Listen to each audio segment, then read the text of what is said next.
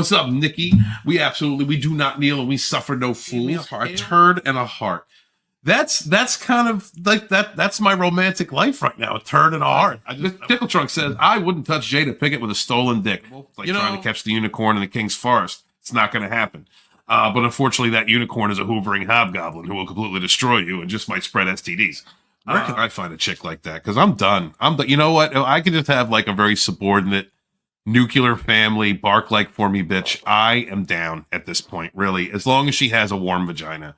My worth is so kind of. Yeah, bro. My worth is so gold. Like, I'm serious. Like, I don't even reckon my penis doesn't even look at me anymore. I'm going to buy a wife online. I have thought about it. I've thought about it. I'm not even lying, Mr. Tickle Trunk. Listen, I'm going to be one of them freaking, what are they called? Pass bros? Board pass bros? Passport bros. I'm going to be a passport bro. I am. Where are you going? Where are you going, sir?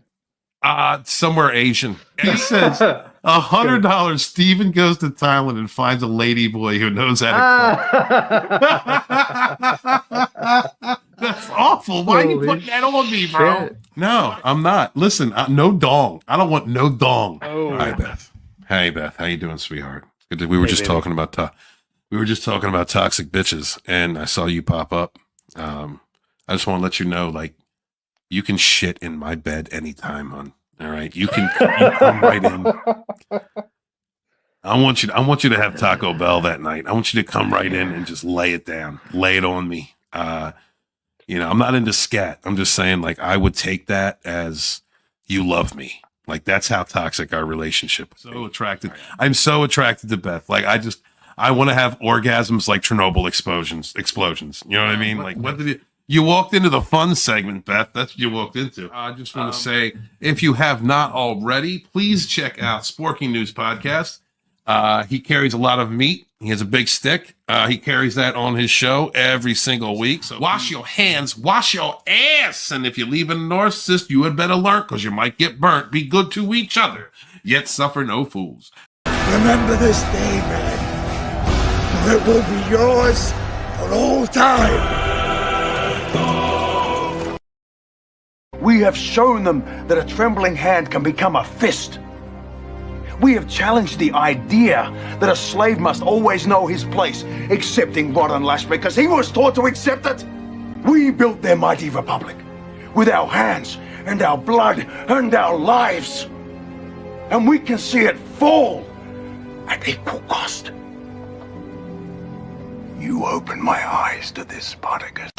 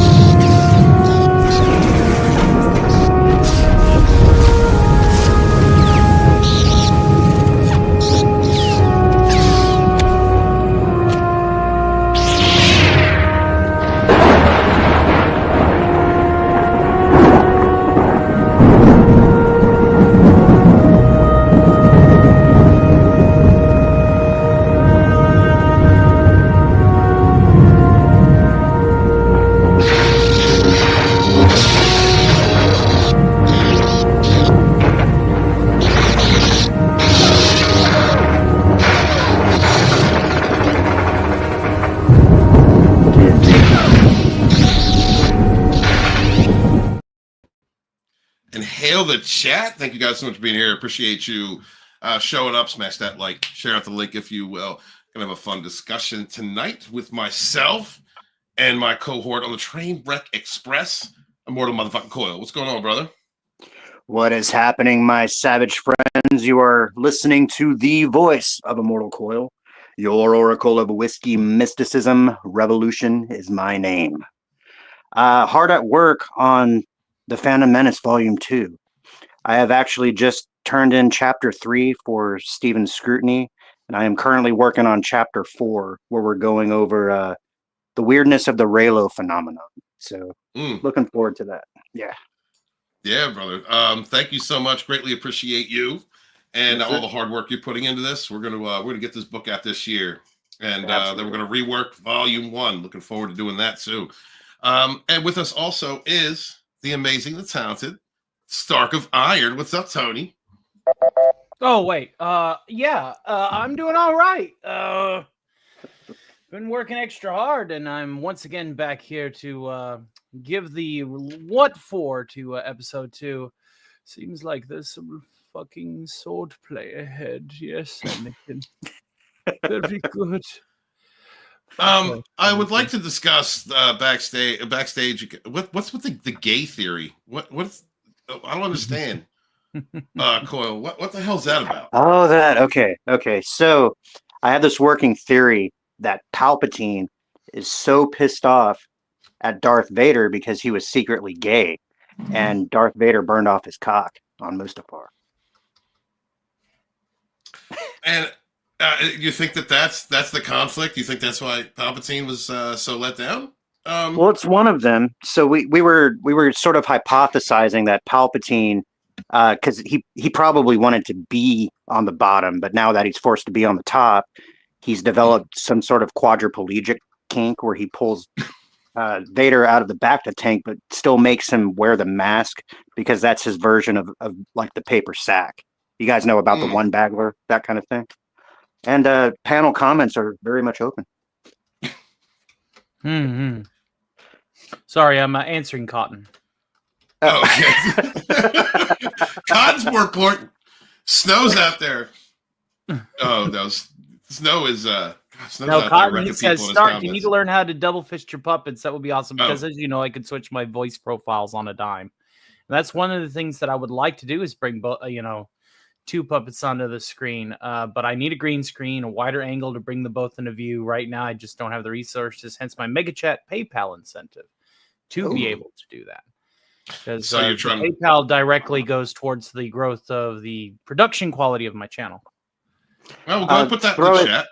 Yeah, throw that in the chat or put it in our chat, and then one of the mods can do it. Am I a Wrenchimus Maximus? I don't think I are. You are. Yeah, absolutely are. Oh, I are? Go for it then. Yeah, you are, Baboon. Please help Tony with his girth. He needs some funds to help his girth. So now, the last time that I mentioned my girth, I think I was in a hot spring with this role player person who was wanting to be Ash, and he thought I was Misty for some reason. But then I revealed myself to be none other than Gary Oak, Pokemon Master. I'm blocking you. You can't ignore my girth. Don't ask him where he hides his Pokeballs. What's going? Do you manscape your Pokeballs? Hail to the chat out there. Got CJH Entertainment. What's going on, brother? Hard at work. Rebuilding his channel. So, guys, please check him out and give him a sub, please. Don't be a Spanners out here. What's up, Spanner? We got the Linky Poo. Good. Watch here. Don't be a Spanner. Thank you for being here so much. What's up, Gels? Great Spanner. And if you're not subscribed to me, please subscribe to me. YouTube is pruning me.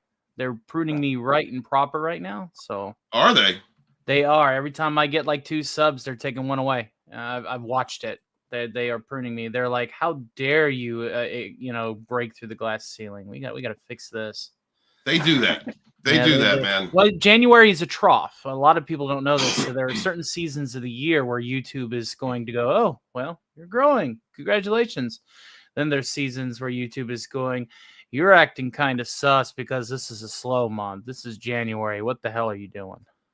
Mm-hmm. So there's hills and valleys, there's feasts and famines with this damn thing, and I've only been doing this for 2 years, and I figured that out. So it takes about 2 years to figure out the rhythm on YouTube, and when they start stripping it, and if you get big sub pushes, sometimes I've had videos that did really well, and then got like, I don't know, let's say 500 subs, and then 250 are gone. You never want to know when you'll get that windfall, but it's always nice to get one. Absolutely, guys. Thank you for being here, and I guess we're going to get started. Let's. Where we left off was the battle on Kamino between Qui-Gon, or not Qui-Gon. I'm sorry, Obi-Wan and Jango Fett, and that led us into. I'm gonna kill you, Jedi. Yeah. You ain't gonna go anywhere now. Nice soup. Did Tony get that for you? And we're back on Tatooine. We're back on Tatooine, guys. Here we go. It's coarse and it gets in everything. Right. So Anakin has to. He got visions about his mother. He's going back to try and find out what's going on with his mom, save his mother if need be. He's getting visions through the Force about this, and all of this is it's a lot of pressure for someone with his mind.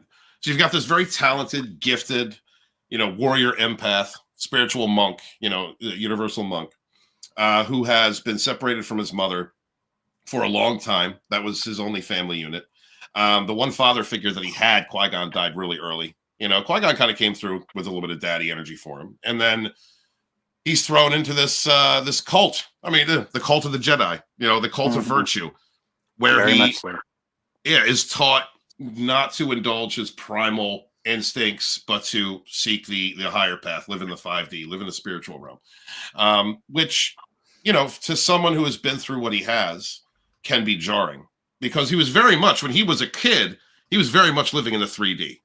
It was about survival. He was a slave. He's basically keeping this narcissist shop owner's, place alive, and the only person he had to look up to was his mother at that point. And his mother's also a slave, doing the best that she can. So he's revisiting childhood traumas like a motherfucker right now. Like deep. Well, so he must have had some sort of a fucked up perception, because he said he was a slave under Gardello the Hutt, and then they lost him to Watto betting on the pod races.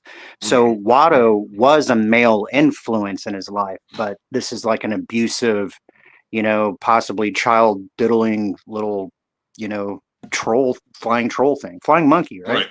Watto a flying monkey? No, he's a full-blown egotist, selfish, narcissistic type, I would say. Con artist. Now you listen here, don't you be talking about a Watto, okay? I raised the boy to right, all right? Right? Come on now, don't you be making fun of my little Annie. Look at him all grown up. He's a Jedi. I'm so proud of him. You care to discuss that with the Hutts? Absolutely not. Let me tell you, I do like my nasty Tatooine food. Look at me. I'm eating like I'm in Fallout. Check it out. I have to say one thing though, Padme came along. There is genuine caring there between these two, and she's his wingman. She's showing up like a wingman. That's a strong, female counterpart, in my opinion. So all the teasing she's been doing, I know we've been making fun of it. Coming from the fact that she was moments later, as we discussed a week ago, totally cock teasing him day in and day out. Yes. But that's how women form bonds, all right? Understand that, right? So she's bonded to him now. She's teased him properly. Now it's time to follow through. That's the dance that you have to play between men and women. It really makes me wonder if the brutal scene coming up is the thing that finally cemented it, because that's he's a bad boy, right? So now he's kind of threatening and ominous. He's getting back in the face of the abuser, the tormentor of his childhood, and he's whatever, hey, I'm looking for Shmi. And he's like, well, maybe you could help me without some deadbeats and blah blah blah. And he's like, no, my fucking mother now. Right. It's like, all right, Keep your lightsaber in your pants. Don't you be shaking me down. Listen, I'm here to help. And I think I used to browbeat you. Don't you be doing it to me. Come on. And I think this is Watto's a good example of like negative people. They get their karma. He got his karma. He was a slave owner. He was a con artist. He's a manipulator, gambler. You know, he's abusive. He was an abusive person. And now here he is, destitute, damn near. Busted up. Yep. Living on in that wasteland life, man. Right. Karma comes back to those types. Yeah. He lost all his money on the fucking pod race. He's drunk on Java juice, and he can't even fix his fucking robot now. As of now let's just like flip that role, right? Like, so what if Watto was a decent person? You know, what if he wasn't like, you know, what if he had been caring of others' plights and had been an honest businessman? I mean, you can keep gambling in there. That's what gambling's, whatever. But let's just say that he had done right by that family. He had, you know, worked with them. Then Anakin might very well still be there. That company, they might have flourished. You know, like any of the associates that he had in his life, he may have stayed around because they were dealing with an honest person. They were dealing with a, you know, even as much as like business, you got to be a little bit cutthroat. But in dealing in having honest dealings with him, you would attract other people who would stay with you through the difficult times, who would be there to support you. And this character was not, you know. So I think there's a big difference between gullibility aside. When you're dealing with someone who has, you know, a decent nature, you're really seeing in this character what happens when you treat people like shit throughout your life. Could it be possible that Watto is racist against the human life form? Because I'm a Toydarian, blah, blah, blah. Doesn't work on me. All that kind of shit. Let's not confuse pride in one's race. No, my God. Well, SJWs do it all the time, man. So come on. Well, they are racist. Listen. I may look like a flying a monkey pig thing, but you don't. You are ugly to me too. Right. Naked pink weasels, right? Oh, you should see what I got going on downstairs. We got a cloaca. Now, when you talk about I like what Coyle brought up.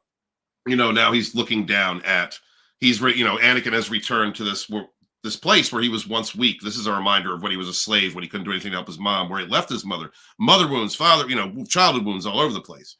And now he is a Jedi, he's a Padawan, but like Coyle had said last week, he's on par with Jedi Knights at this point, and as far as his abilities. So, you know, could Obi-Wan's teachings had tempered him to a point where he didn't get to where he goes to? Like, is this calm and even keel Anakin right now? Or is this the build up to a darker version of himself? Well, if you're, yeah, what do you think, Stark?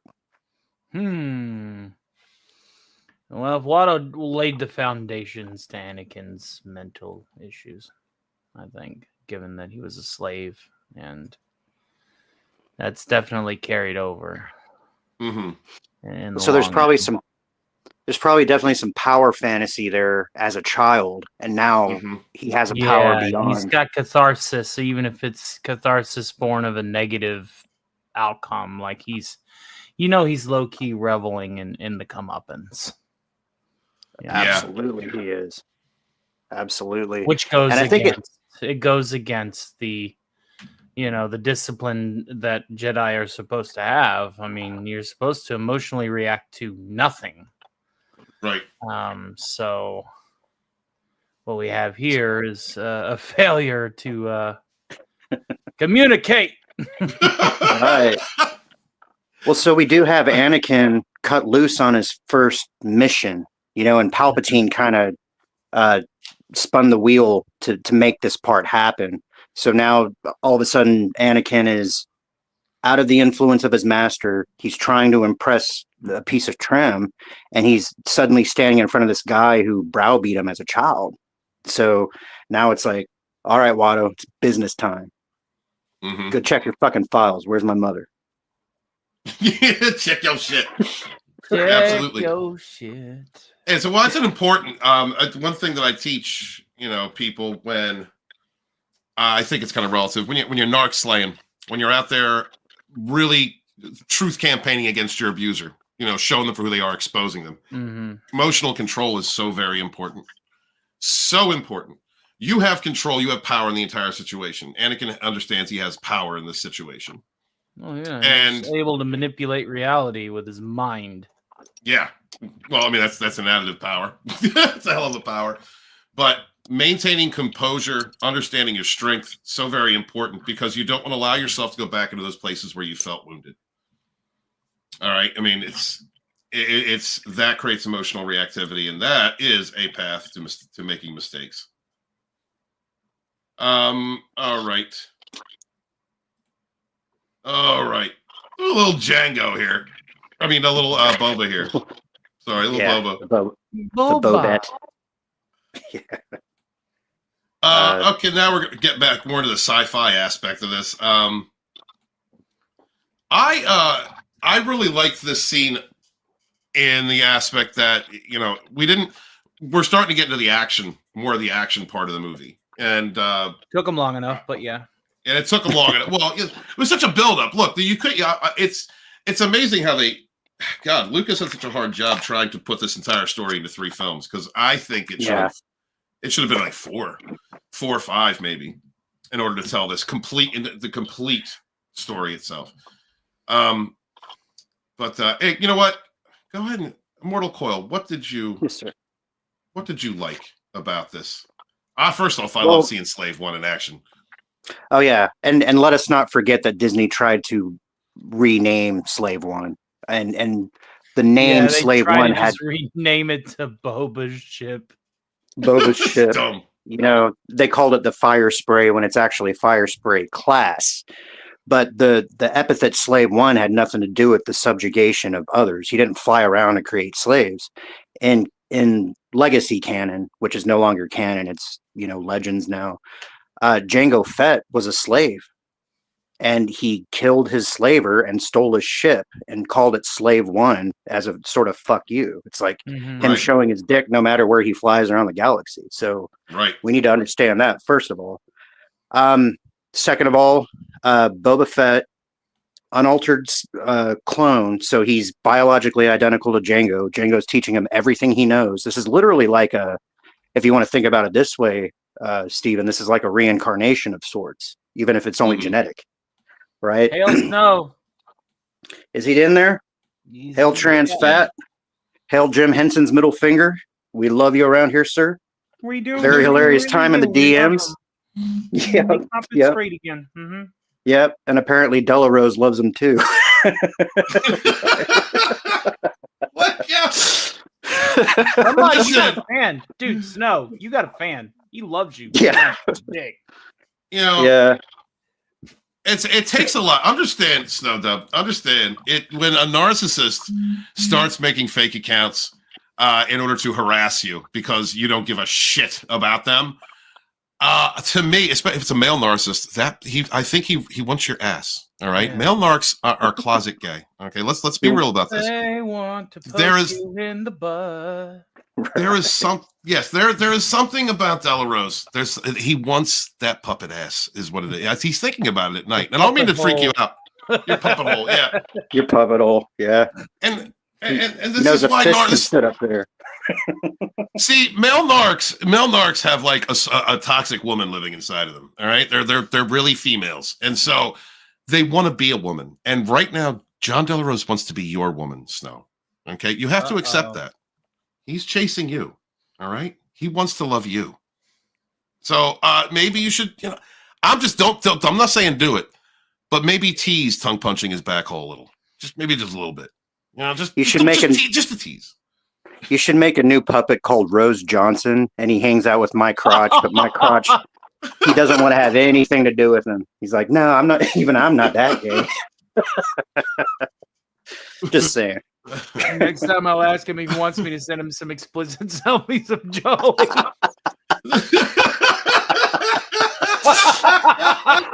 Right. Got fans, Snow. Got Van Skyver watching me now, the poor guy. And listen, the difference. Listen, you remember? Don't you be bringing Cyberfrog into this? I didn't mention Cyberfrog. Look, listen. This is the difference between a grandiose narcissist and a junior narcissist. Okay, because the grandiose will come at you straight up. I will give Van Skyver that. He'll come right at you. He's full of shit, talking crap to Lulu and Land, everything, but he comes right at you. JDA has to create fake accounts. Okay? He has to create sock puppet accounts. Yeah, you know what I mean? Like, this is a Rudolph accounts. In the realm of narcissism, JDA is the very bottom bitch. He's at the very bottom. All right, so be happy, Snow. All right, you have a truly effeminate narc harassing you. Wait. All to yourself.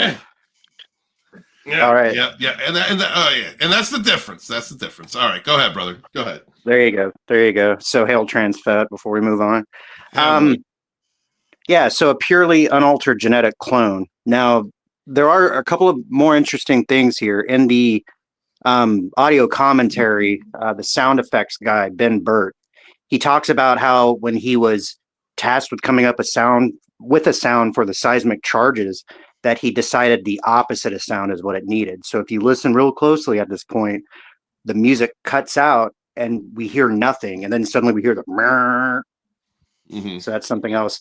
And then one more thing is that Obi-Wan uses the same sort of trick that Han Solo did to disappear off the radar, meaning that he landed on a large, massive body. So his ship's signature was hidden.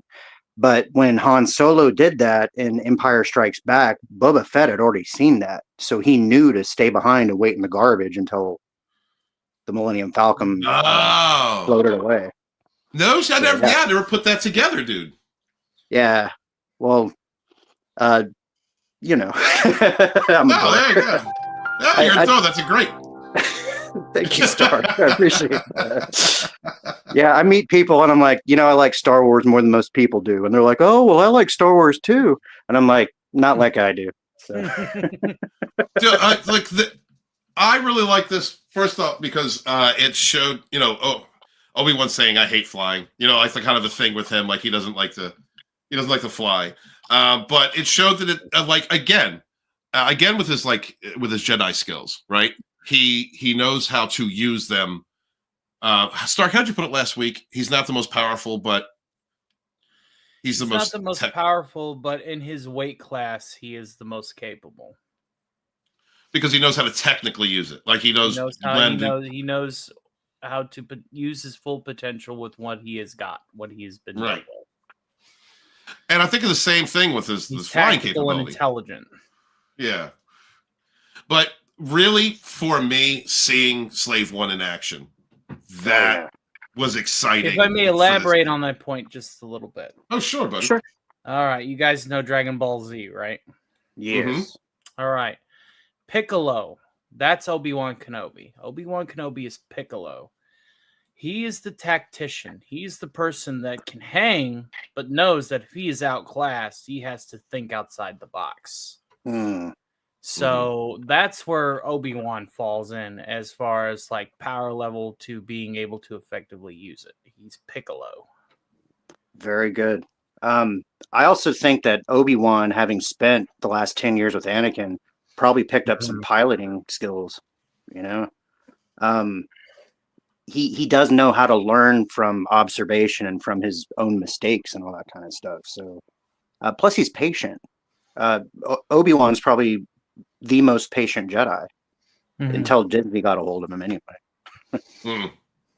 Yeah, we're not going. Yeah, well, you know what? Maybe at some time we'll cover Kenobi, but yeah, not now. Kenobi is a happy moment, right? Man. No, man. I wrote a 10-minute long parody cover talking about everything, including Kenobi. I'd rather not revisit that today.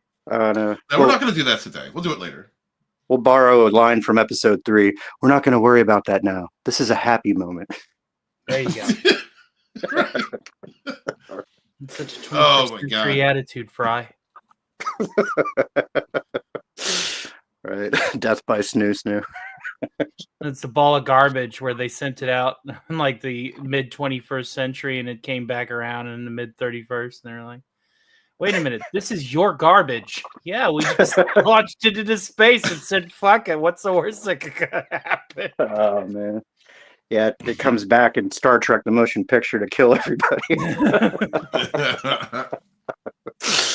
All right. What do we got here?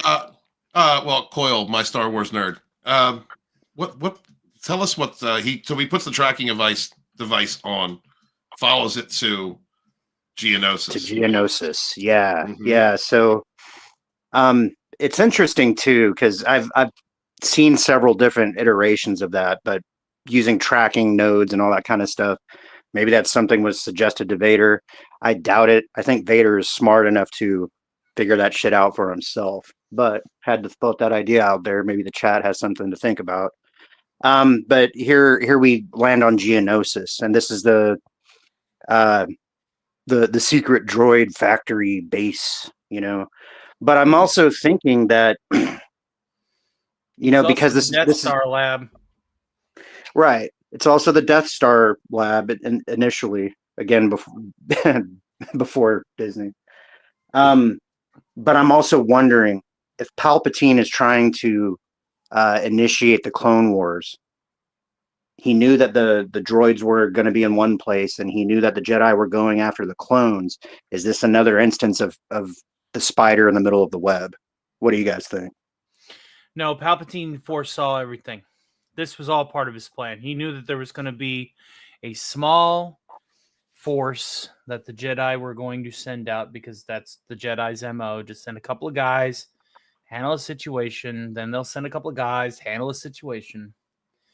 What this guy did, what Palpatine did, was create a political scenario where a corporation ran by oligarchs, you know, is trying to maintain a trade embargo that then leads into full-on conflict after he knew that once he had the Republic backing the planet that he had set forth in the first place to set up this embargo, that he would have the will of the Senate. Now as chancellor, he's like, okay, now I'm just going to go ahead and put on this other mask and go, okay, I need these droids yesterday because we can't have this. We're supposed to be able to maintain our profits. So this is how we do this. We build more droids. Then he'll put on the other mask and go and sit in the chair and be like, looks like the corporation's becoming fundamentalist, guys. We're going to have to wipe them out. And so what you get at the end of the day is war profiteering. What Palpatine is doing is war profiteering. He's Dick Cheney. He's running the galactic situation from both sides and both interests, the corporation and the government, for him to come out on top. Because he's going to go, okay, well, this is obviously escalated. So the government's no longer what it's used to be. We can't do this anymore. We have to change the rules. We need somebody to be able to run everything totally. I feel like I'm that person. Welcome to the Empire. Thank you. Right. It's exactly how that all played out. He knew he was going to betray Dooku. He knew he was going to do this. He knew he was going to. Everything was planned. That's the reason why I get so upset in the sequel trilogy whenever they made Palpatine into a complete moron. Palpatine is a manipulator and a mastermind. He's like Jigsaw level mastermind. He's like Doctor Doom level mastermind. Well, that's an interesting point, Stephen. I was editing, I believe it's chapter 3 yesterday, which I just fired off to, by the way. And there was a section in there where you were talking about the difference between the debates between prequel trilogy era Star Wars fans and Disney era Star Wars fans. And one of the main complaints was that it took the better part of maybe a decade for a lot of the fans to absorb the full story and to see how much care and crafting George Lucas put into the character of Palpatine. So now that that's understood and that we've also had something else to compare it to, there's a very, forgive the term, stark contrast between the feuds that went on between the first set of fans and the second. So George Lucas understood ancient mythos, the hero's journey, the importance of having an antagonist that is more powerful than the protagonist. You know, it needs to be challenged. There has to be. A lot of people don't know about the prophecy, balance to the Force. Prophecy is it was a Sith who prophesized it because the Jedi were wiping them out. And I believe, I don't know if it was Exar Kun, but it was in that era. He said, one day there will be a balance to the Force. Their balance will be restored. And it is ironic. Off. It is ironic that the Sith ultimately destroyed themselves, right? The Jedi were beating down on them because they were wizards. Right. Originally, the dark side wasn't the dark side. The dark side was just magic, and the Jedi found offense to it. They were like, "You're manipulating the Force in exuberant and illegal ways, and you're doing more harm than good." And the Sith are like, "But we're hanging out in our temples on Yavin. We don't care." Right. What are we doing? We're trying to figure out just how far we could push the Force, and we're like leaving it in this Sith temple and that Sith temple. You came to us. Right. You came to us and started exterminating us because we were practicing the Force in a way that you didn't find acceptable. It is literally the zealot versus the practitioner. Stephen, you should speak to that. So, all right. The problem with toxic positivity is that you become so full of yourself that, you know, anything that is outside of your rigid bounds is evil. Anything that is outside of your realm. And the problem with that is that once you get to that point, it's delusion. You can create a delusional state of righteousness. There is something to be said. There are basic fundamentals, I think, between, first off, good and evil are absolute points. All right. You think of like morality as a sphere. All right. You think of it as a sphere. Most of that sphere is gray. All right. Because in the animal kingdom, and us included as animals, sometimes you have to hunt and kill in order to eat. You have to kill to defend yourself. There are, you know, when you look at just the shiny glaze of morality, you say, okay, murder is wrong. Any kind of murder is wrong. No, it's not. It's not. Defending yourself against a force that is trying to destroy you, that is trying to end you. No, you kill them. Right. You know, like there are many different facets to morality. So absolute good and absolute evil are pinpoints on a sphere that exists that goes from light gray to dark gray. Now, when it comes to enslavement and, you know, owning people, genocide, things like that, yeah, I think those are pinpoint evil.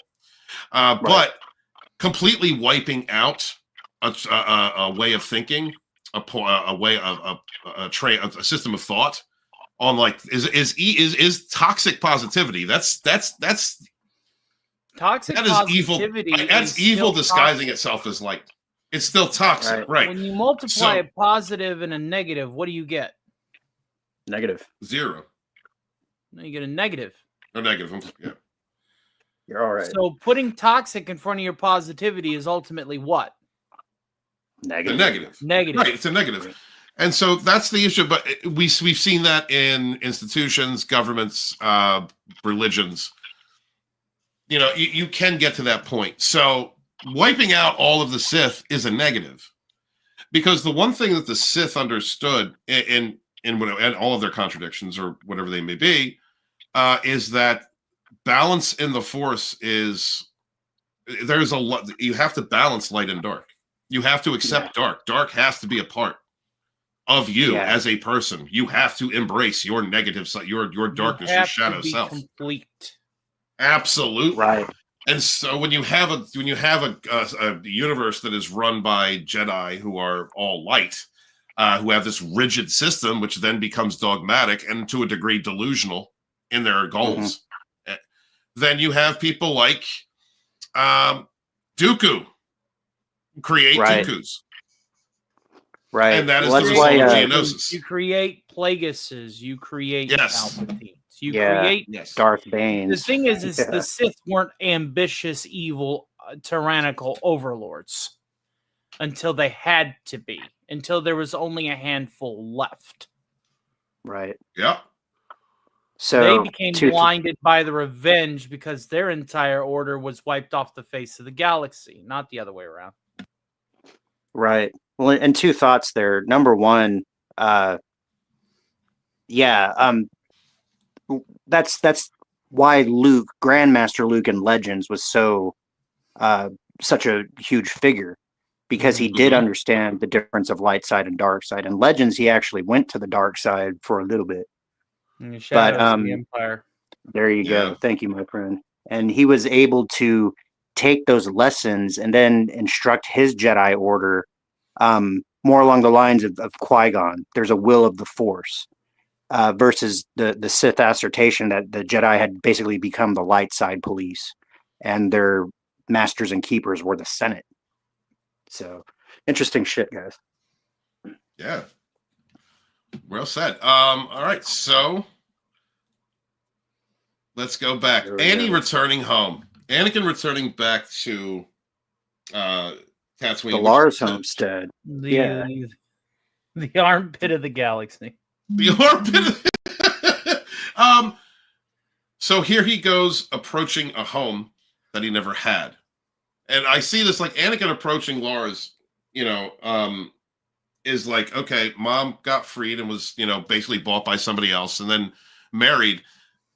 But from his perspective, like, okay, you bought my mom and then married her.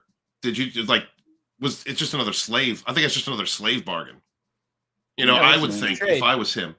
Yeah, if I was in that perspective, that's how I would see it. That's how I would look at it. Oh shit, Wes? Yeah, what's up, Wes? Hey guys. Oh, hey, what's going on, man? Long time no see. I saw a link and I thought, why not crash this party? So that's what I decided to do. Oh, that's awesome, dude. Welcome to the party. What are we talking about? Episode 2. Oh, okay. Well, that one I actually liked. I'm in the minority. I thought that was the strongest of the trilogy. Interesting. Yeah. Okay. So yeah, we're kind of. What are your? Go ahead, brother.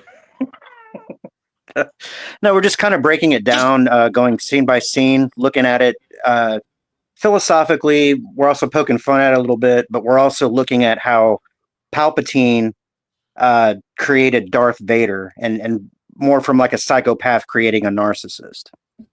So okay, well, you know what? I love this movie because you've got from the original trilogy great lines like "do or do not, there is no try." Yes.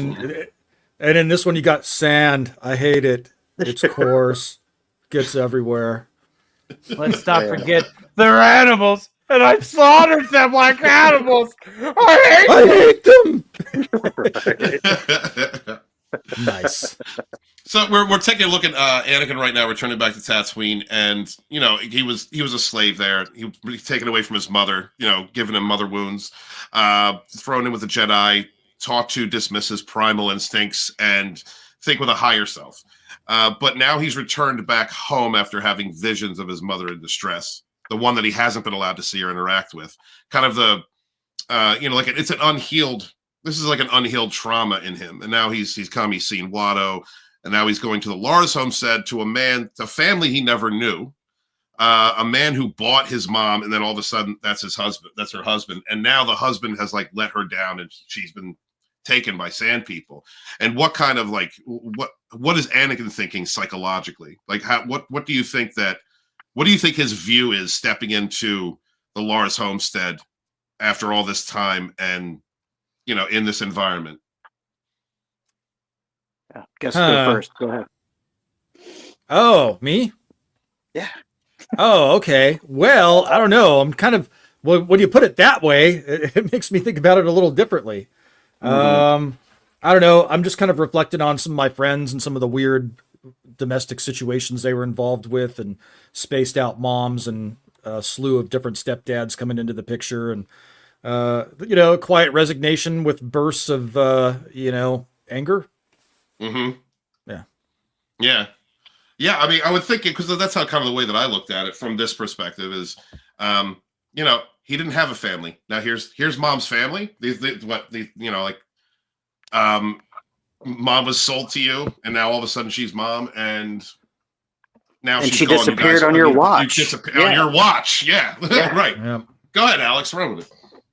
Well, yeah. So, number one, I think that this scene was primarily made to sort of answer some of the things that were incongruent in the original trilogy between what Lars said about Luke's father in episode 4, and then what Obi-Wan said, and then what we learn in episode 5. Because in that context, what Lars says here, he's like, well, I guess I'm your stepbrother. But then because he didn't want Luke to follow in his footsteps, he ends up saying, well, your father was a space navigator, and I thought he should have been a farmer and stayed home, but he just did whatever he did, and now he's dead. So, go fucking, tell your friends to fuck off. You're not going to Tashi Station today. That kind of stuff.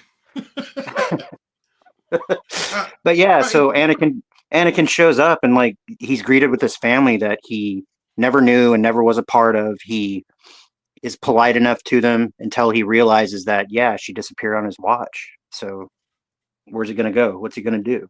He is single-minded. He is on a fucking mission right now. Right. He's just been thinking about his mom for this entire time. He's missed his mother, and he's done all he could to avoid thinking about it for how long, for how many years. And now he's meeting mom's family. Like this, yeah. Fuck. Well, we know from the elevator scene that at least he's discussed it with Obi-Wan. But it's right. Put it out of your head. Focus on the present. Keep your mind on the living force, young Padawan. And he's like, well, my mom's in pain. I can feel it. I know you're not that finely attuned to the Force, Master. And he's like, well, practice meditating and stop jerking off, Anakin. Well, yeah, he just shows up. He's like, what are you doing?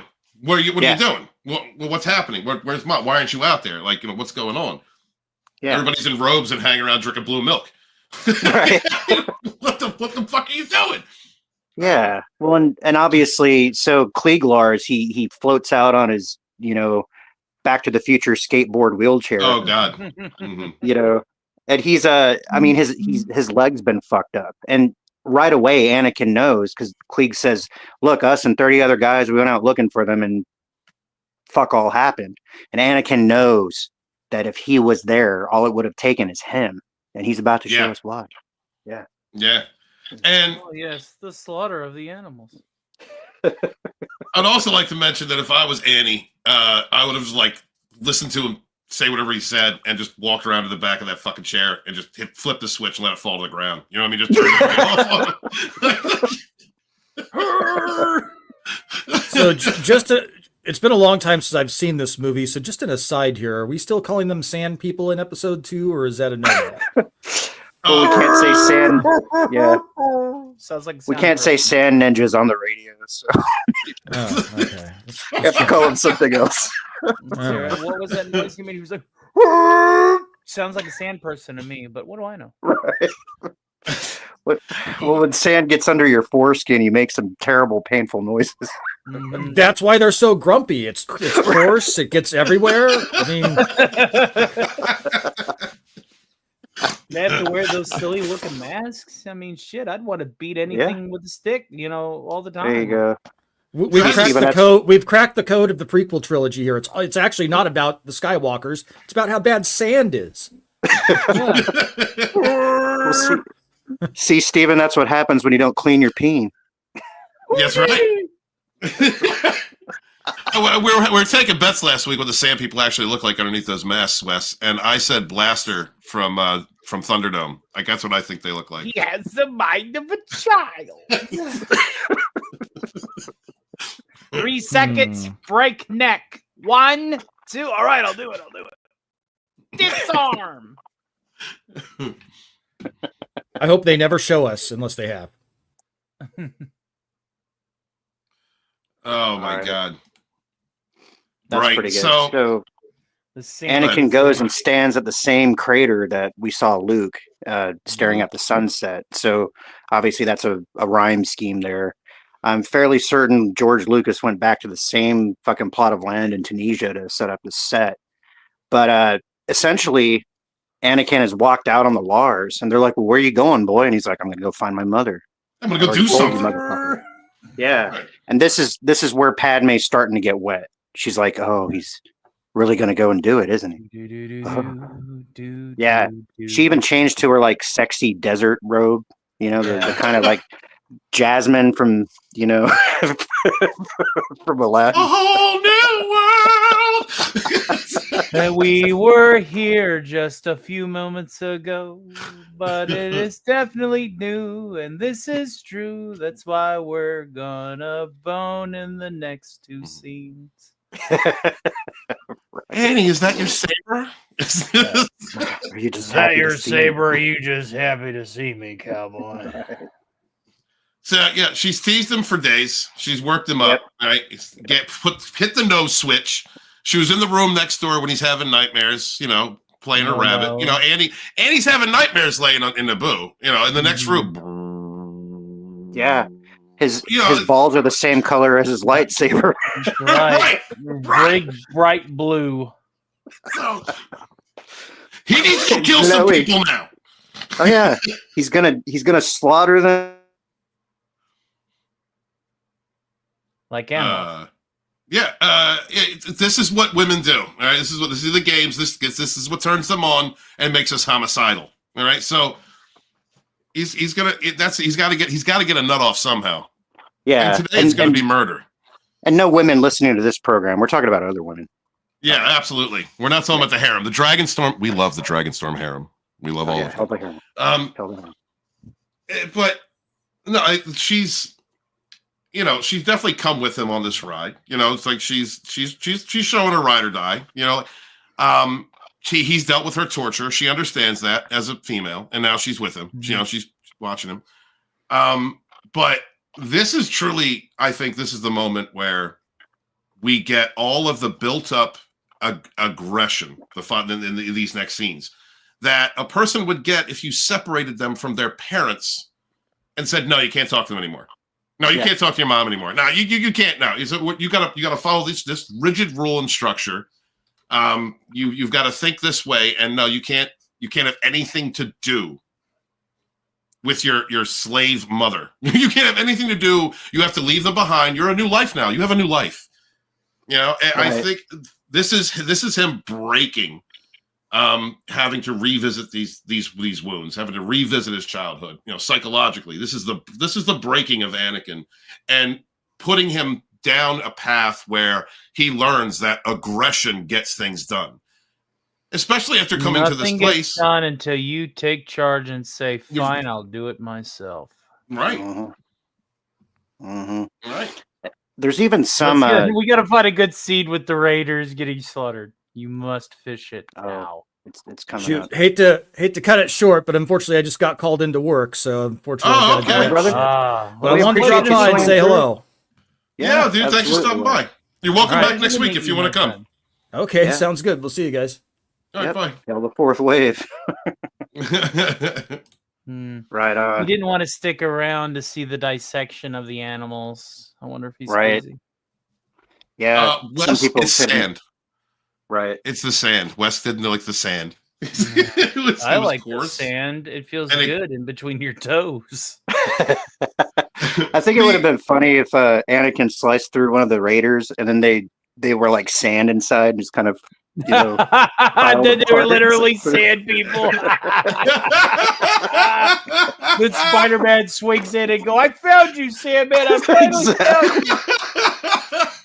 And then Anakin's all puzzled and he steps on the robes. And they're like, and then the camera pans out and he realizes that he's just in an enclosed set at a Disney park. End scene.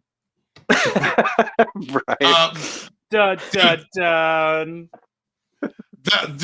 When he took off and they started playing the music and he stops, he sees the sand pea, he sees the oh god, the crawlers, Jawa crawlers,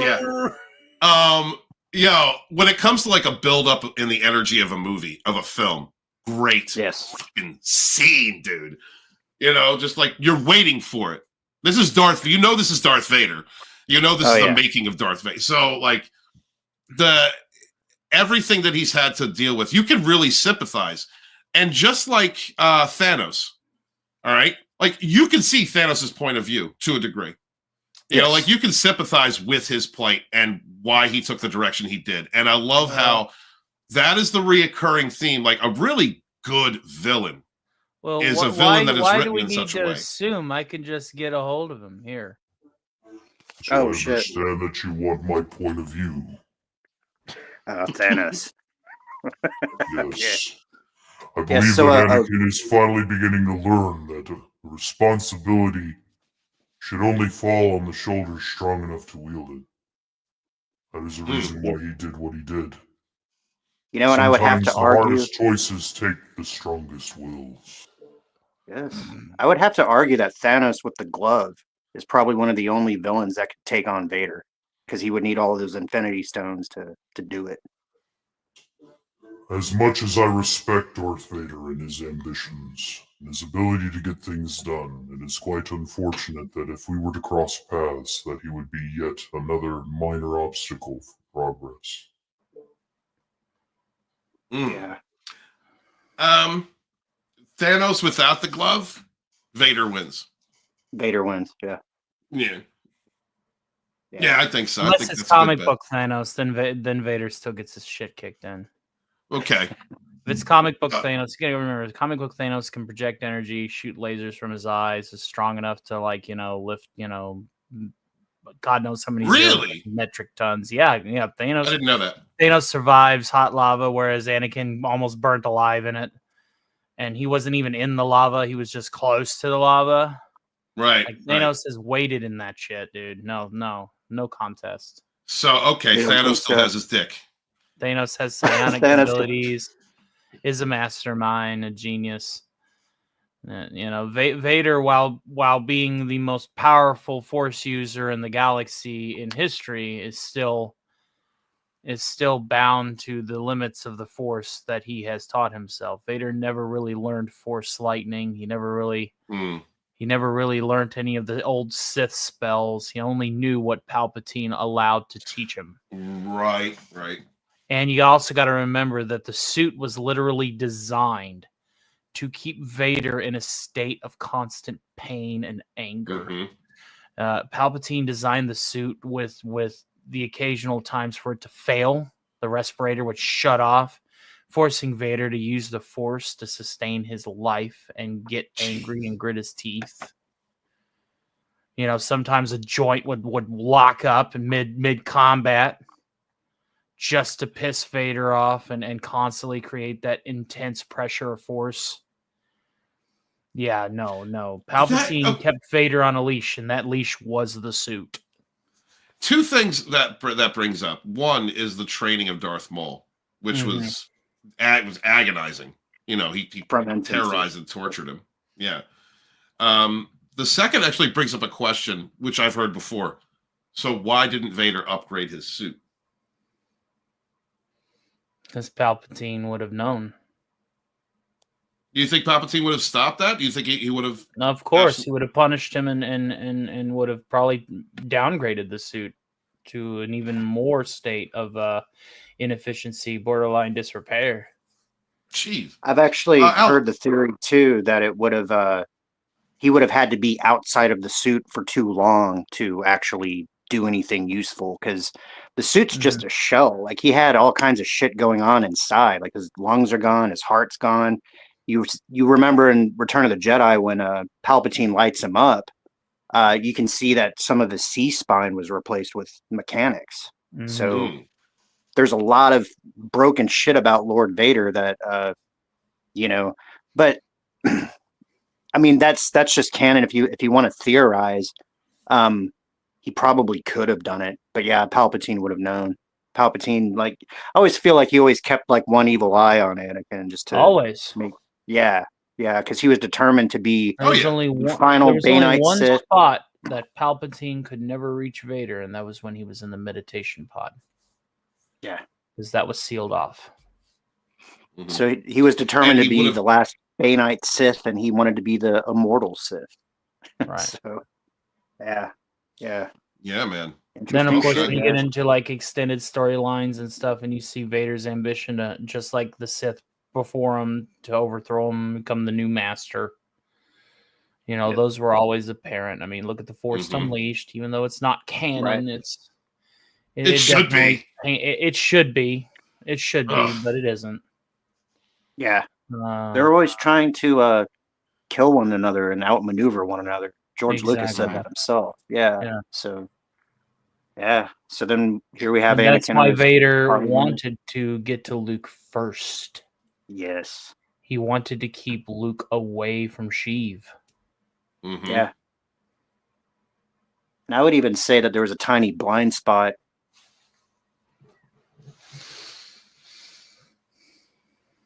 All right, so we're going Here we back go. to Geonosis. Here we go. Obi-Wan approaches and starts infiltrating and Mhm. checking out the system of. Oops, the Bacon Clan. Corporate management. Who's that? Who's that? Oh, that is a There you Mun, go. sir. Yeah. Yeah. So that is the same race that Darth Plagueis was. And Yes. yeah, so Darth Plagueis was originally Higo Damask. If you guys read the Darth Plagueis novel by James Luceno, probably one of the best Star Wars novels yet written. Oh, it's great. Yeah. Yeah. Thank you for Yeah. recommending it. And I did listen to that audiobook, dude. Good. Yeah, it's recommended reading for all Star Wars nerds and those wishing to deepen their nerdist knowledge of the Force. Higo Damask was actually kind of engineered by the Sith as well. His master Venomous kind of encouraged his father to take a mistress, and both of them had adequate midichlorians to create something that the Sith could use. But that's the same race as Darth Plagueis the Wise. Thank you, sir. Yep. I mean, I just happened to stop on that, but it was definitely. In my experience, there's no such thing as luck. I think this is a really cool scene in showing the different the imagination of the Star Wars universe. This was all corporate interest. Remember, this is a company meeting, not a government meeting. Mm-hmm. Mm-hmm. Mm-hmm. And look at Tyrannus playing the perfect puppet master. He's antagonizing them. He's poking and prodding them. He's assuring them. He's assuaging them. He's bullshitting them. Mm-hmm. He's playing them like a fiddle. Yep. For his own interests. And thank you for what I watched Tales of the Jedi and getting a better understanding of him and his development and how he got to this point. Oh yeah, it really fleshes out his character, man. Because if all you do is watch this one and his appearance in 3, no ancillary information, he kind of seems like a toss-away character. But he was so integral to the Sith Master plan, even though the plan was to toss him and get Darth Vader. Correct. That's what I was saying. Like there should have been like a mini film or something between 1 and 2. Really, I think it needed it. I think this trilogy needed more than 3 films because there's so much information and really good characters that don't get too much shine. Yeah. If Lucas were still in charge and they did some sort of like Anakin from age 10 to age 19, that would be a good show too. You're right. Uh-huh. Yeah. One of the reasons why I love the Clone Wars. I mean, the Clone Wars TV show. Yes. My son and I. That was kind of our Star Wars bonding. It was Indiana Jones Legos when he was young, and then Indiana Jones, and then Star Wars Legos, and then we started watching Clone Wars. And I really enjoy that series because of the depth that it puts into these events. But if we had something before it, I think it would have done well. It would have been. Does Christopher Lee live in Stark Tower? Are you talking about my mind? Shout out to Christopher Lee. Shout out to Christopher Lee, who's out there. He was in a metal band at this point, wasn't he? Like, yeah, he's doing heavy metal at night. The titular next to Lugosi, Christopher Lee is the titular Dracula. Yes, Cushing was the titular Van Helsing. Yeah, so there's several iterations of Christopher Lee that could possibly live at Stark Tower. Right. So which one were we talking to? That depends. I'm too tired to sing metal. That's awesome. Yeah, very powerful presence, great voice, inflections. He was yet another Shakespearean stage actor. They always project that presence. Mm-hmm. You can tell if somebody's done Shakespeare when you see them in a film. Absolutely. And then Peter Cushing was Van Helsing. So they were on screen together way before. Yeah. Oh, there was an entire series, the Orange Blood series, as I like to call it. I love that. The blood was bright orange and looked like it was made out of cottage cheese. Chunky and It had to not be blood. Those were the days. Mm-hmm. Mm-hmm. Absolutely. All right. Moving on. All right, here we go. All right. Oh, here we go. Here we go. Okay. I have to say this. If I was Anakin, I'd have killed these motherfuckers too. I would have done it. I don't think that there is any way. I really don't think there's any way that a competent, a feeling person. I don't care who you are, Jedi, Sith, in the middle. I don't give a. I don't think that there is any way that a son, a child, could come upon their parent in such a state after knowing what they have been through and not do what must be done. You know what I mean? Because that's what must be done. Evil should be fought. You know, in my opinion. You guys know I'm the Narc Slayer. Y'all know I go after these bitches. If him seeing her in that state, and you know he has the Force, so he feels it, right? So he's sensing everything that she's been through. He's also dealing with not being around his mother for all this time, knowing that if he was there, it could have been done different. You know, she would have been protected. He could have protected her, or at least, you know, would have. And now he is sensing the environment, her condition, what she's been through, and I mean the unsaid of what Shmi went through is so important in this scene, which I like the way that Lucas did it, because if you are an innocent mind, if you're a younger mind, you see this and it's already painful enough to see. If you are an adult who understands the world, then you know what she's been through, and that makes it even more hideous and horrendous. You know, it's one of those scenes in a movie that you can see in one aspect as a child, and then as you age, you understand it more. You know, the full levity of what's going on. So, I mean, that is how I see it. That's how I see it. And Anakin, kill these motherfuckers. That's how I feel. Oh yeah. I'm actually surprised he bothered to use his lightsaber. I probably would have killed him with the Force. You know, and arguably that might be even the lightsaber is more intimate. Yeah. Right. Yeah. The lightsaber is more visceral, more passionate, more personal. Interesting take. Yeah. Now, you see it coming. You see this bright light coming at you like the end of your life. You know, and you're seeing people be slaughtered. You know, you're being slaughtered at that point. When it comes to like the kids, I don't know if I'd have killed the kids. And I think that's the teetering point. I think he just did it because he was, you know, hulking out. He's high on the dark side juice. Anything that wore that derpy ass mask whose mouthpiece looks like a puckered asshole died. That's what happened. That's right. That's right. And here's a real question: do you think Shmi was raped? Yeah, that's what I'm saying. Absolutely. They absolutely torturing her, man. They were fucking her and torturing her. Yeah. Yep. Anything they could. Probably using her as a breeding mare. Yeah. Right. Yeah, because they're absolutely they're just sand on the inside. To Right? make The more of them. flesh. Yeah. Absolutely. It turns into a yeah. Japanese hentai for a little bit, and that's Yeah. what's weird is right.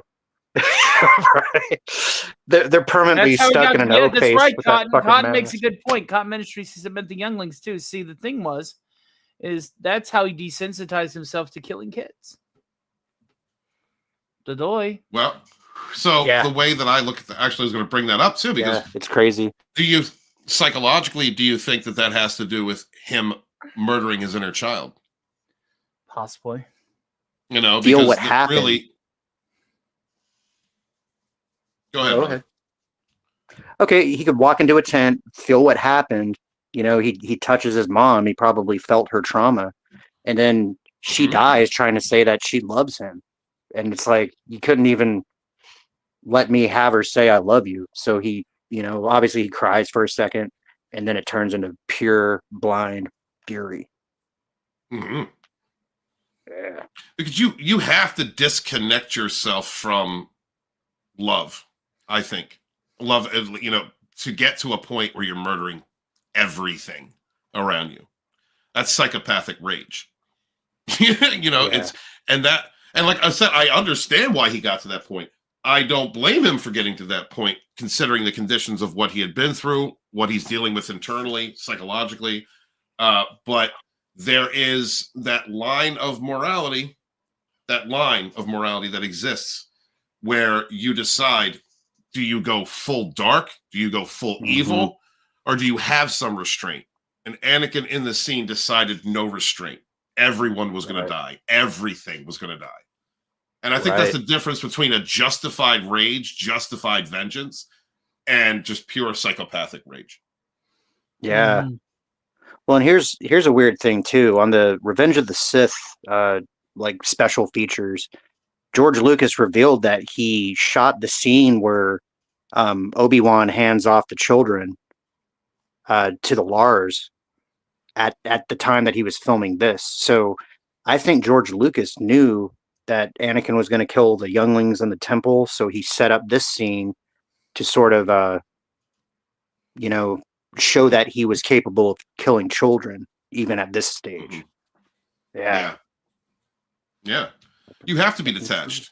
I think it really, a lot of it has to do with his broken inner child. He's murdering his inner child, the inner child that was weak, that couldn't protect his mom, that left his mom, that I don't think it was a adopted blind rage mentality at family. the temple either, but he was definitely desensitized to at that point. He was in a blind rage here in the shit village, but you know, that this moment desensitized him to be able to do his job at the Jedi Temple in the third film. Well, Cotton brings up he says, I don't think it was blind rage. The temple is performing a task for his master. Absolutely. He was already desensitized to it because of this. That's absolutely, Cotton. Agree with that. Jill asks, was he under the power of the dark side at this point? Yes. Yeah, absolutely. He had to touch it to do this. Vengeance is one of the traits of the dark side. So pain, anger, suffering, and here's the vengeance. Absolutely. Which is why, again, when I'm I do teach Narc slang to some of my clients, but only for certain things. And you have to have control. You have to have emotional control. There has to be a line that, even though your enemy, the narcissist or whoever the manipulator is, has to feel as though you have none. You absolutely do, because there is a line where you cross into the dark side, pure evil. And you don't want to lose yourself at that point. He's lost himself in the dark side at this point because he snapped, because he went through, he has no control. And it is due to all of the traumas, all of his deep traumas up until this point, and then the condition of the environment. So Cotton agrees with Shattered Knight out there. What's up, Shattered Knight? Good to see you, bud. Good to see you, brother. Phil T. out there hanging out. Good to see you, brother. I don't know. Anything more on the... Well, yeah, we do. Hold on. Well, so here we have Yoda. Yep, Yeah. his actions have echoed That through the screenshot Force. looks like Yoda's about to fart. He's on the Jedi bidet. Mhm. He's got that warm water squirting his fucking back hole. He's taking some Yeah. advice from Gwyneth Paltrow, you know. There you Shoving go. it Do you way think up there's a in there. couple? There's some vagina scented candles in the room. Is that what you think? He asked Frank Oz politely to remove his hand from his puppet hole so he can get the Mhm. bidet effect going. He's feeling good. But so Anakin's actions have echoed through the Force, and we hear Qui-Gon Jinn's disembodied voice screaming no. So here we have Mace Windu and Yoda kind of chatting it up. You know, what is it? Well, Skywalker's in pain. I think he's doing some bad shit right now. Imagine like the amount of anger and power that Skywalker is summoning at this point, like of the dark side energy that he's summoning at this point, for it to reach across. I mean, we know energy is there's no time or space connected to energy. You know, everything's connected. Right. But the amounts of it, with everything going on, that's what Yoda feels. With everything going on. Now, you mentioned that you can hear Qui-Gon's voice. So do you think Qui-Gon's Force Ghost is making this connection? Or do you think, is it purely Yoda's connection to the Force and Skywalker? That's interesting.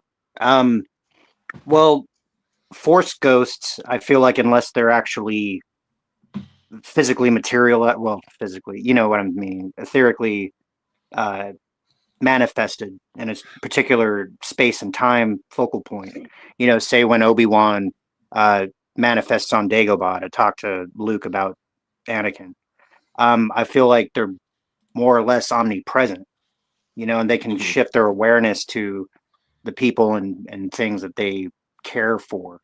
So I do believe that even though Qui-Gon's passed, he's keeping tabs on Anakin because he was the one that found him initially. And he's the one that made the council aware of the prophecy. So when he connects Anakin's pain and his actions, he does exclaim. Now, did he piggyback into Yoda's meditation? Maybe. But I also don't put it past Yoda to be able to sense things in the Force when he's in that deep meditative state, because he also sensed Order 66. That's a good question. What do you think, Stark? I think this was just all part of the plan. Order 66 was the masterstroke. Because Sheev had all of the cards. Everybody on this table was a pawn. Everybody. Perhaps even so. Cotton says Yoda taught Qui-Gon the way to be a ghost. I figured him yelling no was supposed to tell us Yoda and Qui-Gon were together on this. Yeah. That's kind of where I'm at with it too, Papa. I agree. Good point. I Good agree. point. Yep. What is going through Mace Windu's mind at this time, being told this information? Because he looks like he actually feels for him. You know, and we're so used to Mace like kind of being cold toward Anakin or worried, dismissive. Mace is being hard because he knows that if you coddle a prodigy, it'll just backfire. Right. He lost one of his apprentices to the dark side. Exactly. Yeah. He's already went through this before. Yeah. Well, that's interesting That's why he is very distant and, great job, kid. You're still a kid. Attitude. Right. Take a seat, motherfucker. Right. You're on this council, but you're not a master. Now shut up and pay attention, and maybe one day you will be. But for right now, be happy that we've done this for you. Right.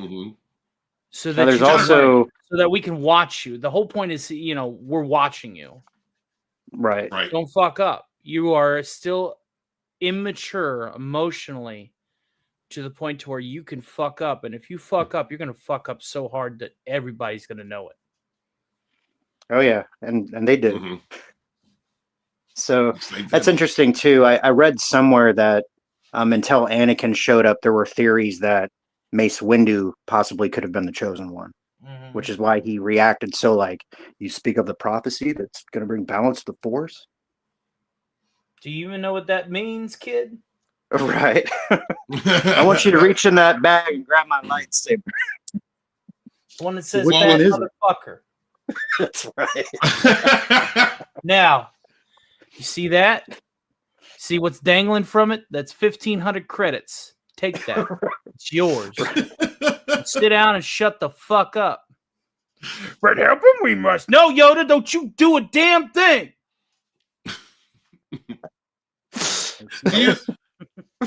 Focus on me, honey bunny. Oh man, I wish Jules would have been Mace Windu, or they should make a Jules cut of all the Mace Windu scenes. Don't tempt me. I know how to cut audio. Oh, dude, that would be so epic. Man. I mean, well, if okay, let's say Mace may be the chosen one. We saw what happened when he faced Palpatine. Yeah, Palpatine came in and took out 3 Jedi in the first fray. And Mace well, stood not toe-to-toe everybody to can go, into a 920-degree corkscrew spin. Right. Right. That is true. Have you guys seen that the? was flare. That was all flare. That was the most inefficient attack I've ever seen in my life. Just okay, we get it. We get it. You can do a barrel roll. I think it was. Man.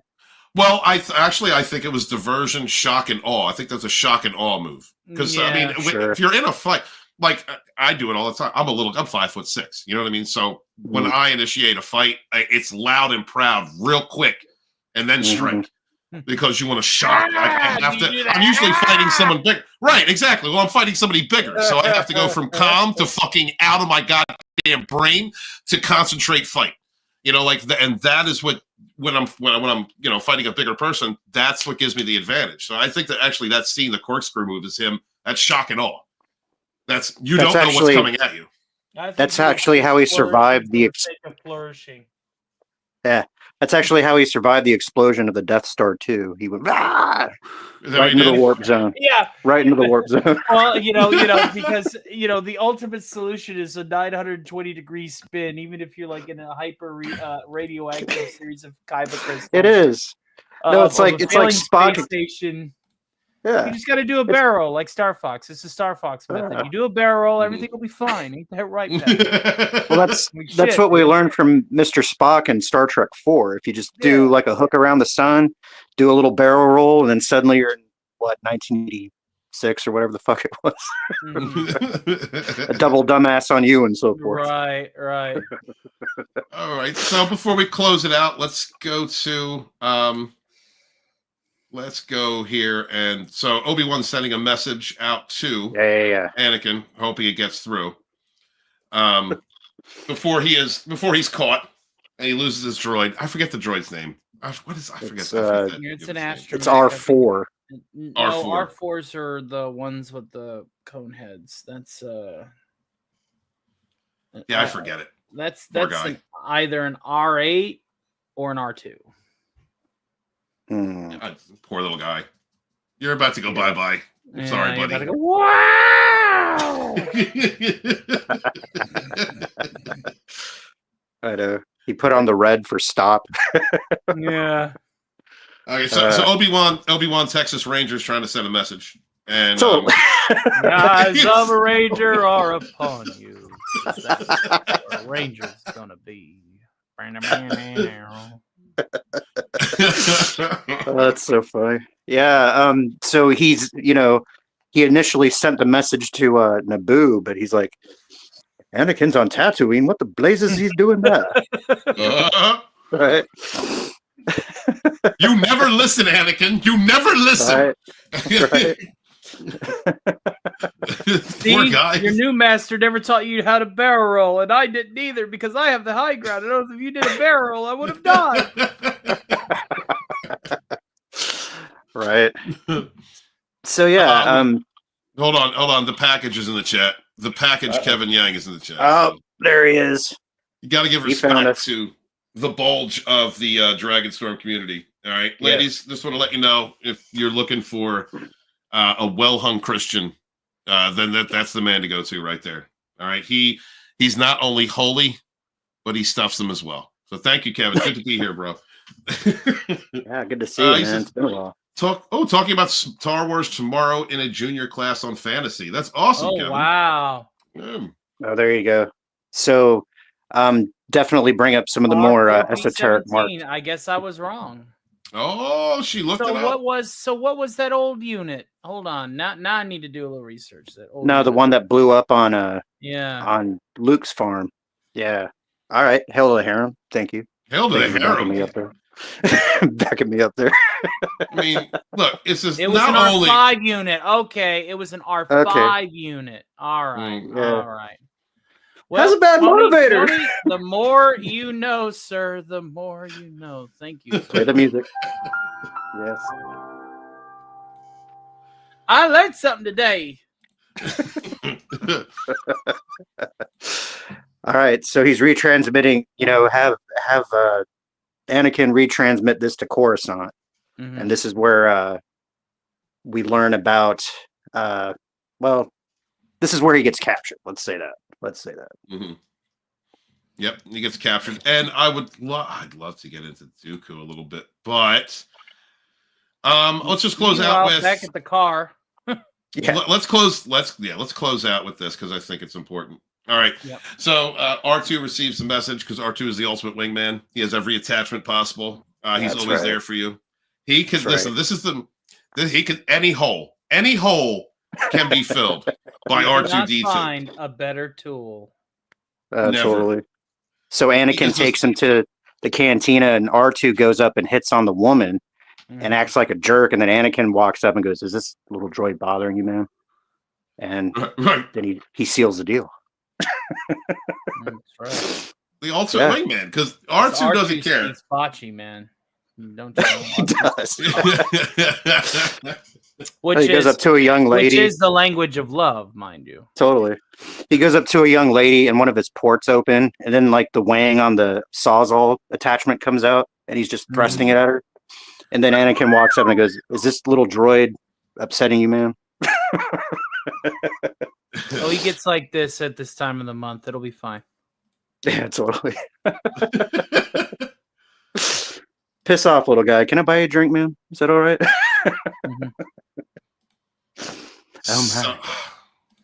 I'm trying to get to this point because, here he is.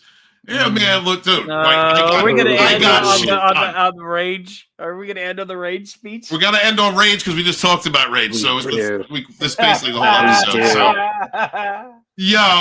I mean, he walks up here. He's got holding his mother, right? Holding so his much life. Fuck you in this walk, dude. Just dripping attitude.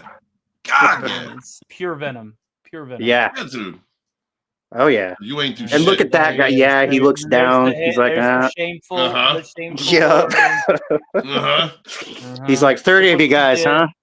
Right. Like, you and 30 women, huh? All right. Yeah, here's my mom that you bought and married, and then used as a freaking Stepford wife. Yeah. Right. Yeah, dude.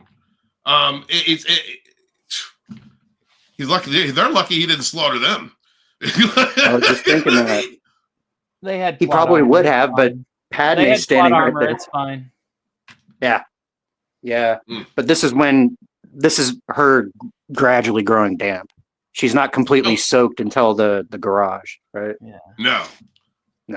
But she feels bad. Seeing him turn into full man-child is whenever she's like, "I think I know what I like." Right. I'm gonna have his baby. Hashtag mommy issues. Exactly. Tell you what, I'll take. I'm care ovulating, of Anakin. I'll take care of little Annie. Shame. She's like, can you see my cleavage, Anakin? Kevin says Anakin Skywalker was a sad case of a misled man.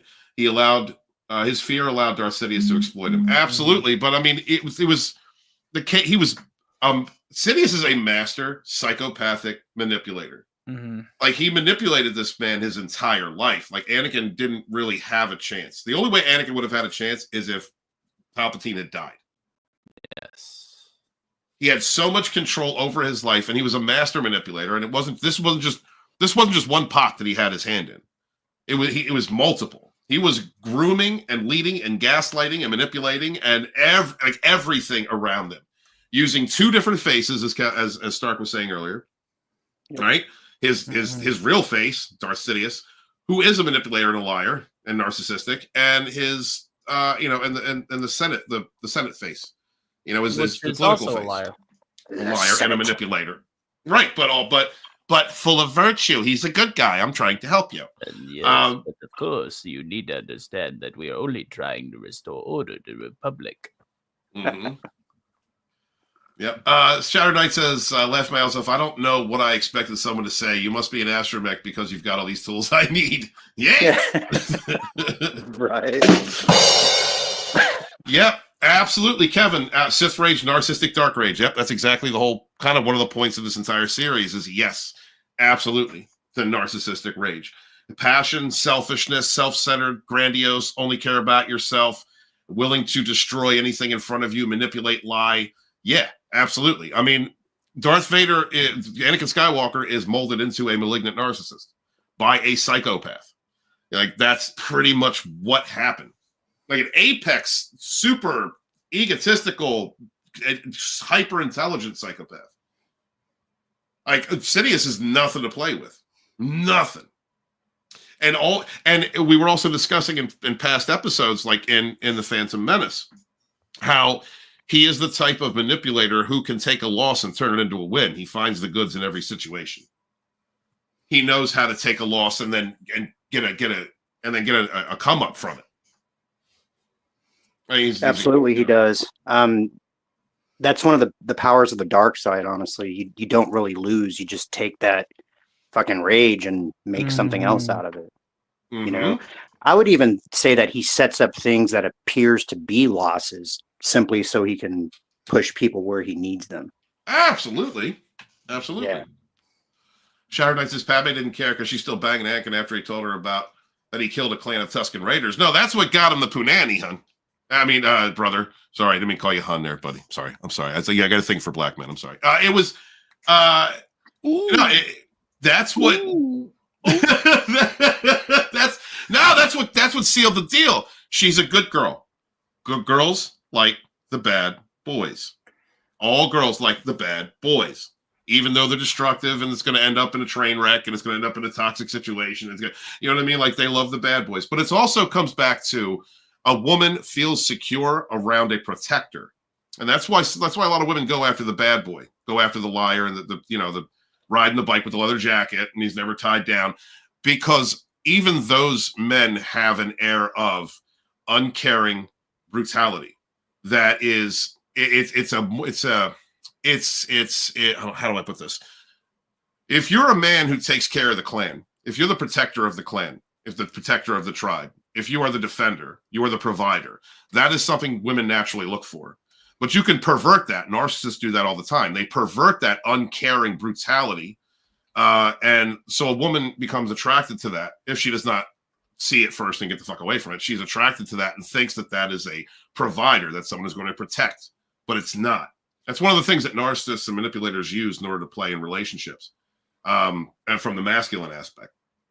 And so, yeah, she's attracted to the bad boy. Like, there is a part of Anakin, absolutely. Like, we're seeing the change of a man from someone who is possibly on the road to being a good person, a protector, right, to someone who is taking the dark path, the toxic path, and uncaring, narcissistic, selfish, passion, nothing but passion type of man, living through his emotions. All right. If a man is living through, this is why it's important to learn stoicism, gentlemen, because if you live through your emotions, you're no better than a toxic woman. Well, remember, she was talking about the cute boy from the Senate with curly hair, and where the fuck is he? So. Says Anakin was literally a slave's entire life until. Yep, exactly, brother, exactly.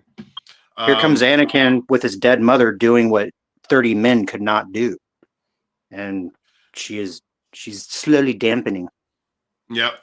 Real quick, I'm sorry, there's a good comments in the chat right now, but Michael Brooks says it's animal versus spiritual energy. Absolutely. Ooh. Absolutely. I get. He also says dark is not negative, it's a false concept. Absolutely. Dark does not denote evil. Yep, because you need a balance of dark and light, it would say, to be a complete human being. We just look up we are covered by darkness. Will do, bro. Let's see. Anybody else? Look, I didn't say I was gay. I just said, I just look, Phil, I'm just saying, like, you're a good looking man. I would hug you. That's all I'm saying is I would hug you. So yeah, let's go into rage. Let's go into the rage segment. Who wants this one? Who wants sand? I mean, who wants this? Go ahead, Stark. That's all you, buddy.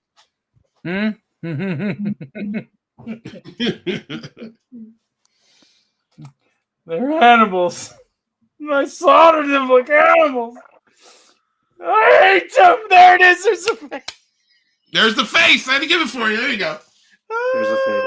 Yeah. God, and the women and the children too, with the tears rolling down his face, his veins popping out of his head, his face is red as a beet. Like, listen, man, this there's acting, and then there's this, man. Just the amount of forced rage.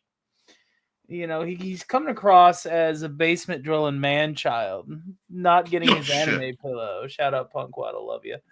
I'm kidding. Not Punk Waddle, Snacks. Snacks has the anime pillow.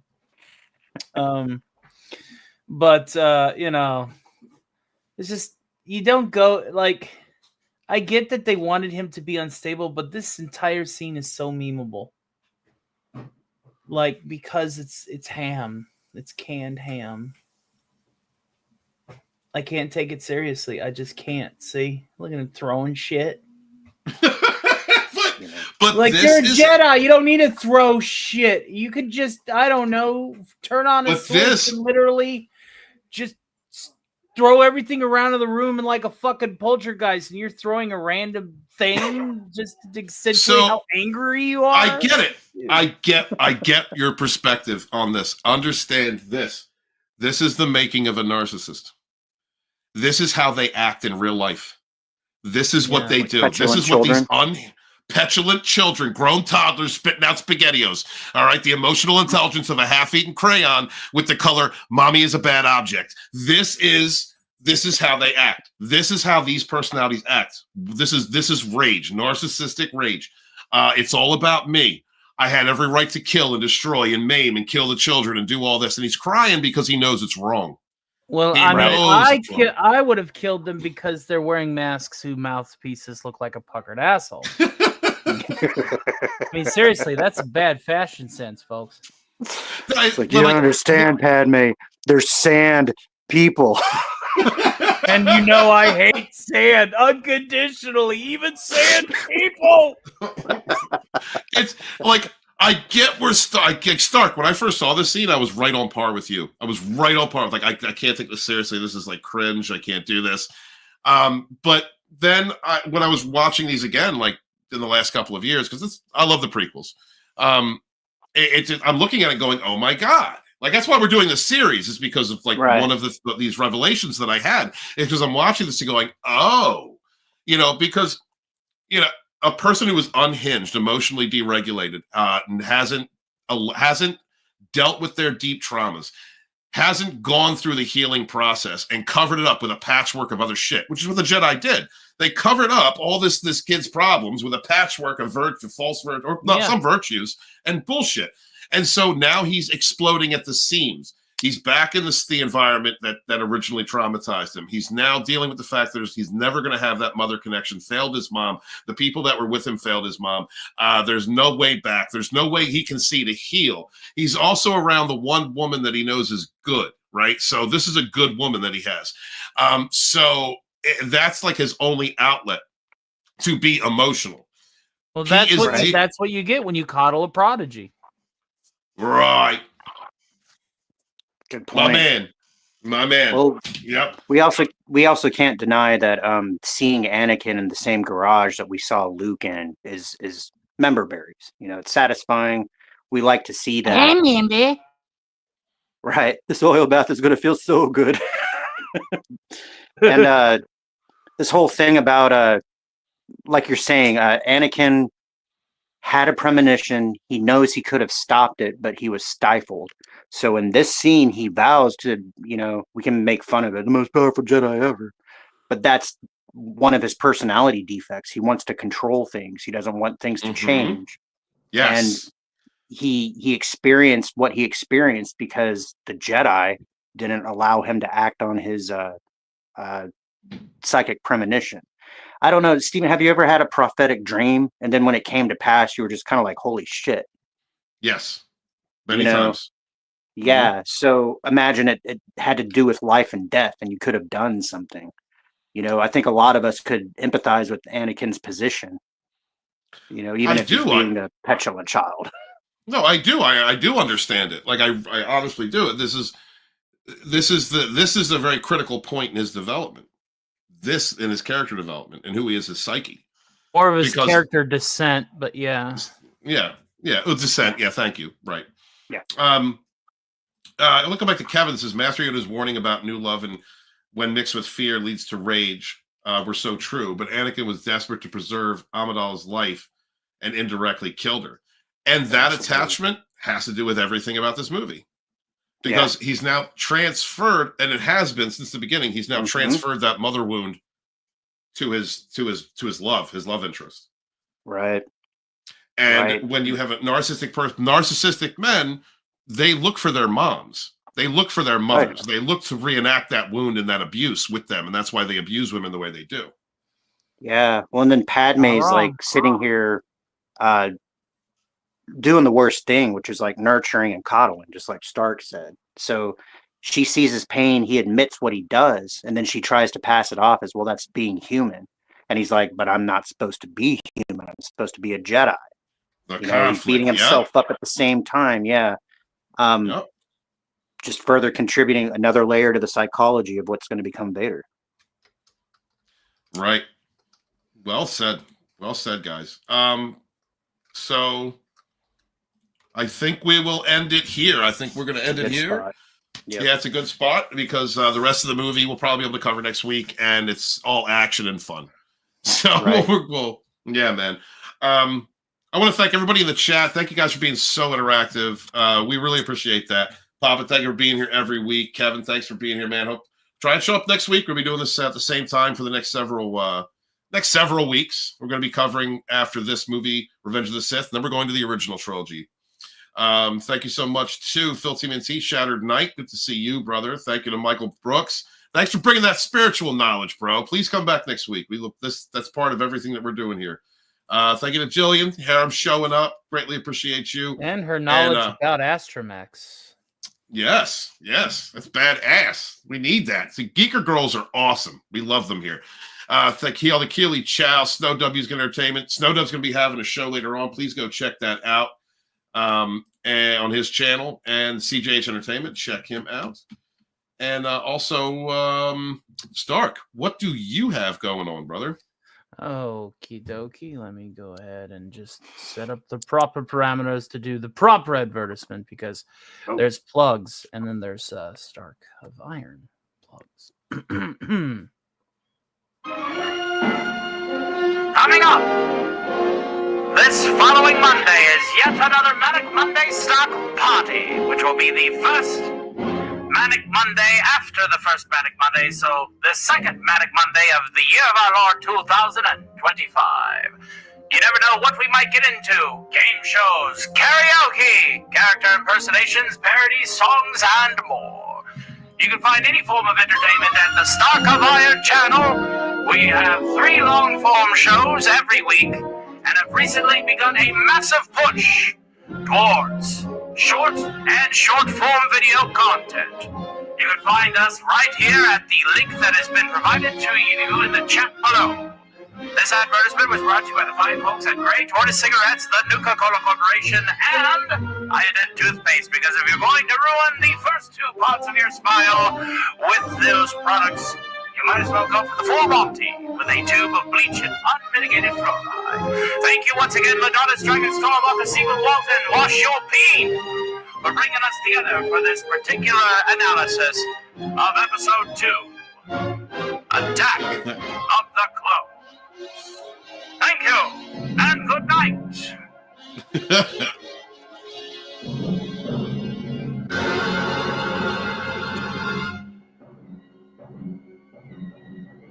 Thank you, brother. And next up, Quill.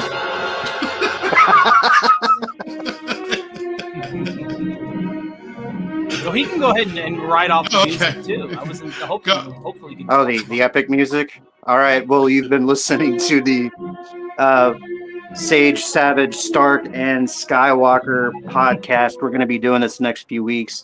You can find me on my brand new channel. Google.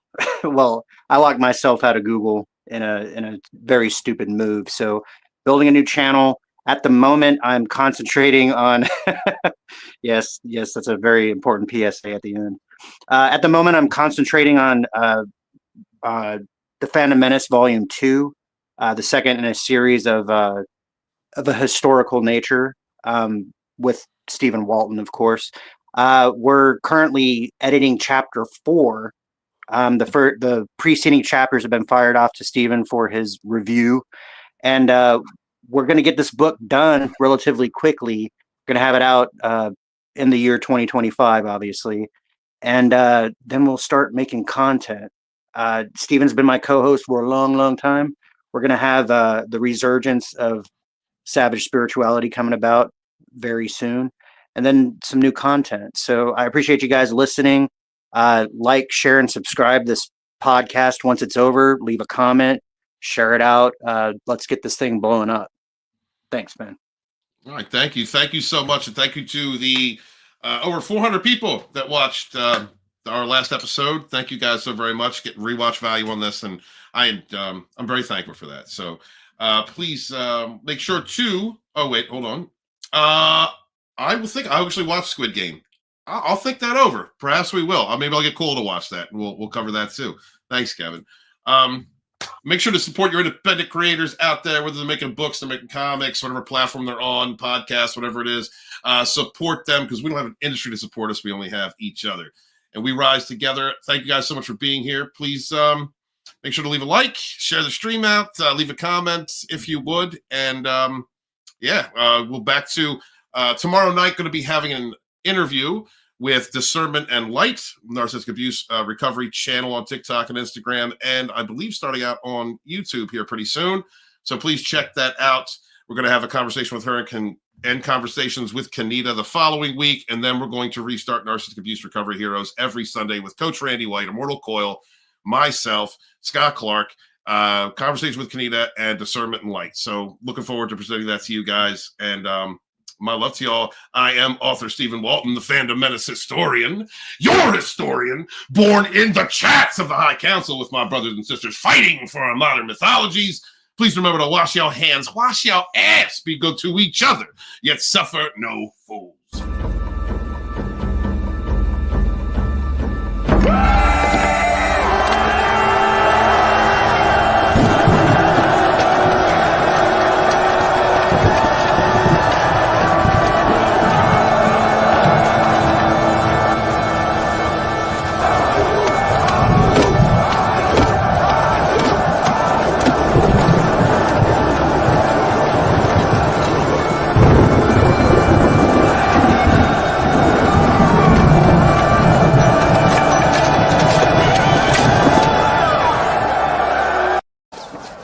Tells me he can get me out of this mess, but he's pretty sure you're fucked. Clean your peen, guys. Every week I come back here, I gotta tell you how to clean your peen. Do not make them suffer. All right, manscape that shit. The ladies deserve it. All right, the narcs they've been with, they don't clean their peen. It's all mud, butt, fruit flies, and nasty. All right, like narcs put it in whatever they can. All right, male or narcs are gay. If you haven't figured that out, so don't make them wait for him coming home from Gay Tony. If you ain't cleaned your peen and give them something proper, we got to teach these ladies right. Love y'all. God damn.